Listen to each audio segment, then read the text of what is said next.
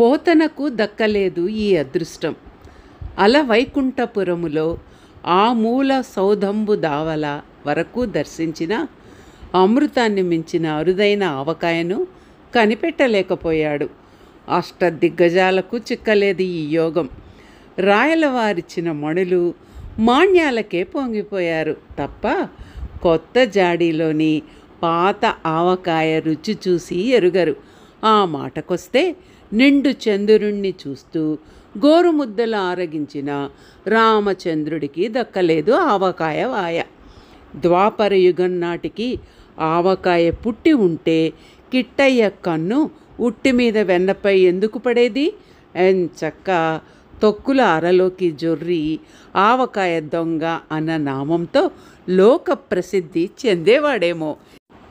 ఇంటింటా కారాలు కలిపే ముహూర్తం వచ్చింది. ఇదే ఆవకాయ పురాణం.